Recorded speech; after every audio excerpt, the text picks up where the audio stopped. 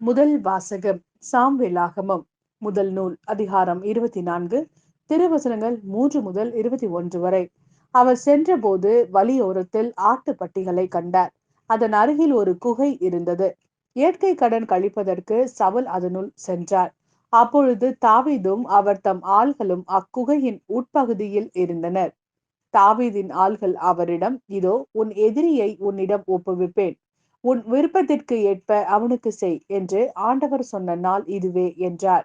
உடனே தாவீது தவழ்ந்து சென்று சவுலின் மேல் அங்கியின் தொங்கலை அவருக்கு தெரியாமல் அறுத்தார். தாவீது சவுலின் தொங்கலை அறுத்த பின் அதற்காக மனம் வருந்தினார். அவர் தம் ஆள்களை பார்த்து, ஆண்டவர் திருப்பொழிவு செய்த என் தலைவருக்கு எத்தீங்கும் செய்யாதவாறு ஆண்டவர் என்னை காப்பாராக. ஆண்டவரால் திருப்பொழிவு செய்யப்பட்டவரானதால் நான் அவர் மேல் கை வைக்க கூடாது என்றார். ஆதலின் தம் ஆள்கள் சவுலை தாக்காதவாறு தாவீது இவ்வார்த்தைகளால் அவர்களை தடை செய்தார். பின்பு சவுல் எழுந்து குகையை விட்டு தம் வழியே சென்றார். அதன் பின் தாவீதும் எழுந்து குகையில் இருந்து வெளியேறி சவுலை பின்தொடர்ந்து, அரசே, என் தலைவரே என்று அழைத்தார். சவுல் பின்புறம் திரும்பிய போது தாவீது தரையில் முகம் குப்புற விழுந்து வணங்கினார். பின்பு தாவீது சவுலை நோக்கி, தாவீது உமக்கு தீங்கு செய்ய தேடுகிறான் என்று சொல்லும் மனிதனின் வார்த்தைகளை நீ கேட்கலாமா? இதோ குகையில் ஆண்டவர் என்னிடம் ஒப்புவித்தார் என்பதை இன்று உம் கண்களே கண்டன. உம்மை கொலை செய்ய வேண்டுமென சிலர் என்னை வற்புறுத்தினார்கள். ஆனால் அவர் ஆண்டவரால் திருப்பொழிவு செய்ய பெற்றவர். என் தலைவருக்கு எதிராக நான் கை ஓங்க கூடாது என்று சொல்லி நான் தான் உம்மை காப்பாற்றினேன். என் தந்தையே பாரும், என் கையில் இருக்கும் உம் மேல் அங்கியின் தொங்கலை பாரும். உம்மை கொல்லாமல் உம் மேல் அங்கியின் தொங்கலை மட்டும் அறுத்து எடுத்துள்ள எனது செயலை பார்த்தாலே என்னிடம் யாதொரு குற்றமோ துரோகமோ இல்லை என்பதை நீர் அறிவீர். நீர் என் உயிரை பறிக்க தேடினாலும் உமக்கு எதிராக நான் ஒரு குற்றமும் செய்யவில்லை. உமக்கும் எனக்கும் ஆண்டவர் நடுவராய் இருப்பதாக. என் பொருட்டு ஆண்டவரே உமக்கு நீதி வழங்கட்டும். ஆனால் உமக்கு எதிராக என் கை எழாது. முன்னோரின் வாய்மொழி கேட்ப தீயோரிடமிருந்தே தீமை பிறக்கும். ஆதலால் உம்மேல் நான் கை வைக்க மாட்டேன். இஸ்ரேலின் அரசர் யாரை தேடி புறப்பட்டார்? யாரை பின்தொடர்கிறீர்? ஒரு செத்த நாயை அன்றோ? ஒரு தெள்ளு பூச்சியை அன்றோ? ஆண்டவர் நடுவராயிருந்து உமக்கும் எனக்கும் நீதி வழங்குவாராக. அவரே எனக்காக வழிகாட்டி உம் கையினின்று என்னை விடுவிப்பாராக என்றார். தாவீது இவ்வாறு சவுலிடம் பேசி முடித்த பின், சவுல், என் மகன் தாவீதே, இது உன் குரல்தானா என்று சொல்லி உரத்த குரலில் அழுதார்.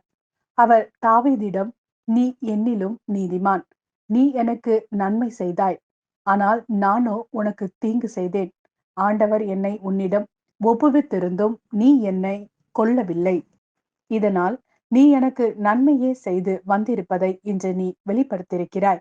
ஏனெனில் ஒருவன் தன் எதிரியை கண்டபின் அவன் நலமுடன் செல்ல அனுமதிப்பானா? இன்று நீ எனக்கு செய்த நன்மைக்கு ஈடாக ஆண்டவரும் உனக்கு நன்மை செய்வாராக. இதோ நீ திண்ணமாய் அரசனாவாய் என்றும் இஸ்ரேலின் அரசை நீ உறுதிப்படுத்துவாய் என்றும் இப்பொழுது நான் அறிகிறேன். ஆதலால் எனக்கு பின்வரும் என் வழிமரபை நீ வேறறுப்பதில்லை என்றும், என் தந்தை வீட்டாரிலிருந்து என் பெயரை அழிக்க மாட்டாய் என்றும் ஆண்டவர் மேல் எனக்கு ஆணையிட்டு கூறு என்றார். அவ்வாறே தாவீது சவுலுக்கு ஆணையிட்டு கூறினார். பின்னர் சவுல் வீடு திரும்ப தாவீதும் அவர் தம் ஆள்களும் பாதுகாப்பான இடம் நோக்கி சென்றனர். இது ஆண்டவரின் அருள்வாக்கு. இறைவா, உமக்கு நன்றி.